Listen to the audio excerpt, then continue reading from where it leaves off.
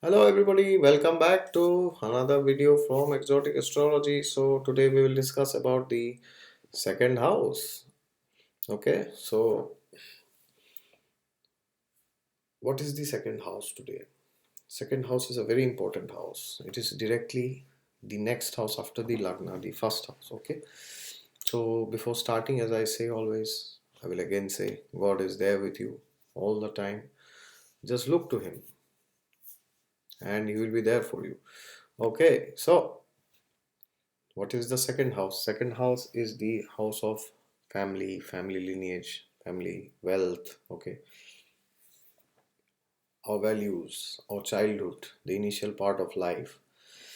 Okay, so second house is very important. It shows our concrete savings, our bank balance, okay, and it also shows our inner value system, what we value in life, okay. Generally, what people value in life, people value family, relatives, yes, of course we value our work also, but primarily we value them more, the people in our life, yes. And people are generally very attached to their childhood or their childhood memories or their whatever they had done in their childhood, okay. They have those fond memories. Unless there are negative influences to this second house, then there can be some difficulties in the childhood of a person or regarding his upbringing, family upbringing,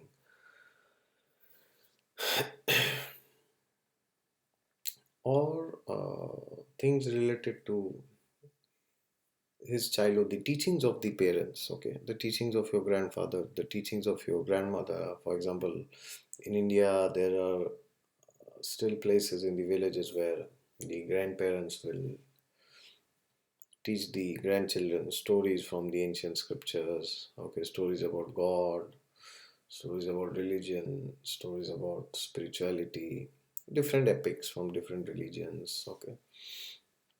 Uh, like the Ramayana, the Mahabharata, the Srimad Bhagavatam, the Puranas, the Upanishads, etc., etc. So, so when those values are imprinted on our consciousness when we are young, then what happens? We carry those value systems throughout our life. Okay, that is why character of a person, chastity is also seen from the second house. Okay, will the person be stable in whatever he is doing, or will he be committed to something? More than commitment, it is the inner disposition. Okay, also second house is the house of speech because it represents the tongue, okay, and the face also at times, the cheek also. So it is also representing the teeth, okay. So generally they say that if a person is very sweet speaking, then he has a lot of friends, he has good relationships with his family, with his relatives. Yes, because second house is also the house of belonging. So if your speech is good, if you speak the truth, if you speak sweetly, by sweetly I don't mean you flatter people, but if you speak in a way that is pleasing to the mind of the others, okay, and if you speak in a way that uplifts people rather than denigrating them, okay, if you do not criticize people, then your second house will improve tremendously because everybody likes a good person, yes. Second house is also the house of goodness, basically, how much goodness a person has in his heart, okay. So it is also the house of food, okay, because whenever we are in the family, we are eating together, we are talking, we are discussing, we are chatting with each other, yes. So that is a very homely environment which everybody likes.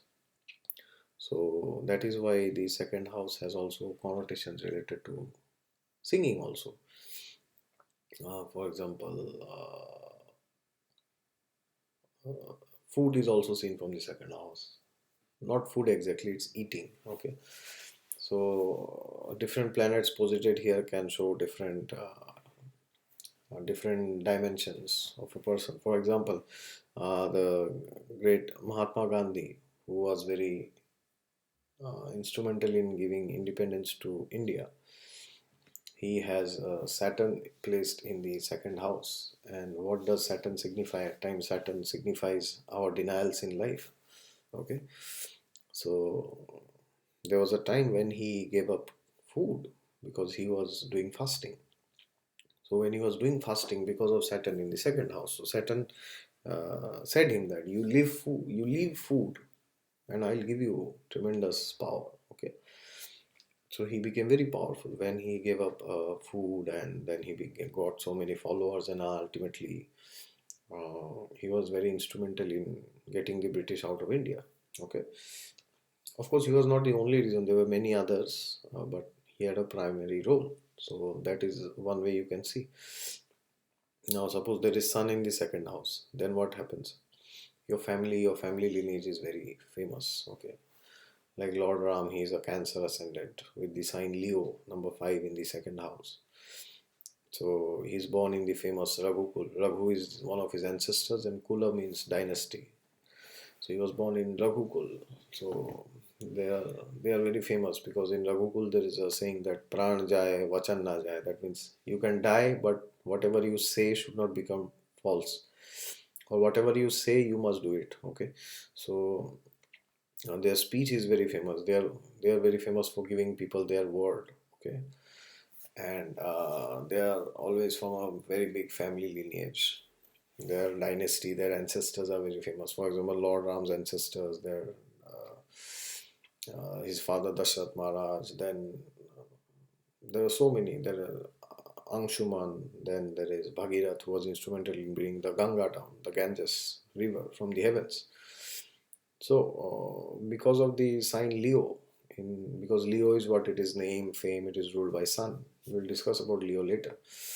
So, that is why all these things are very prominent in the person, okay, or in his life. And if Moon is placed, then the person can be very sweet while talking. If there is any benefic in the second house, okay, his speech will be very sweet. He'll be speaking very emotionally, very lovingly, very caringly, very softly. Okay, he'll be very attached because Moon is the mind. Wherever Moon is sitting, there will be attachment towards that region. So he'll be very attached to his family, his relatives. Okay, he will want to keep going time to time or after some frequent intervals. If Venus is placed there, then he will have all the luxuries. He will feel very comfortable when he goes to his home. Of course, everybody feels that, but he will feel much more. He will always be wanting to go to his family, to his friends. Okay, and his speech will also be very sweet. Okay, and if a person, if that is a man who has Venus in the second, then his wife can be very homely or very home loving. Okay, because second house is also the house of your family, etc. So she can be mixing well with the family. Okay, and also assets are also seen from the second house. Whatever assets you have, your concrete bank balance, data, etc. And suppose Mars is placed there. Mars can cause some trouble in the childhood because it is a malefic by nature. Of course, the whole horoscope has to be seen in examination. So Mars can give a rough speech to the person. He can be very aggressive while dealing with people, family, friends, and he can have a difficult childhood at times. If Mercury is there, his communication will be very strong. He'll be very analytical while speaking. He'll be very particular about when to speak, whom to speak, what to speak, okay, depending on the sign, etc. And natural significator of the second house is Jupiter. Okay, so Jupiter signifies wisdom because from the family we get wisdom. From the family, it signifies food because when we are with the family we eat food. It signifies money, wealth, growth, prosperity. That is why Jupiter is the significator of the second house. Just like Sun is the significator of the first house in the Lagna. Okay. So second house is also called a Marak house because not that it gives us death, but when sages and saints had written astrology long back, thousands and millions of years ago, they were seeing things from a different angle. Okay, so Marak means death inflicting houses.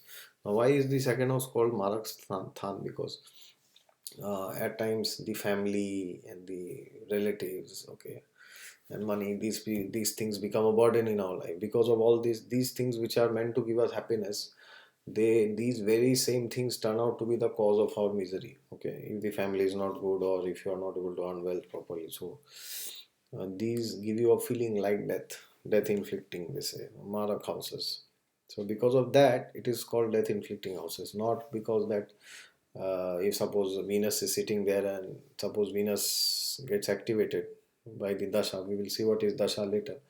Then it doesn't mean that you are going to die, you're going to have an accident. It doesn't mean that. It means that you might have to take more responsibility towards that house, and because of that, you might feel, oh, my life has become a burden. Okay, you will feel like as if you are dying. Okay, and on the other side, if these things are excellent or too good, then also you might be extremely happy. You might get obsessed with wealth, okay, especially wealth, and then you might focus too much on materialistic activities rather than focusing also on God and spirituality, okay. So that also will destroy you ultimately. So either this house is very good or this house is very bad. Both will give you trouble.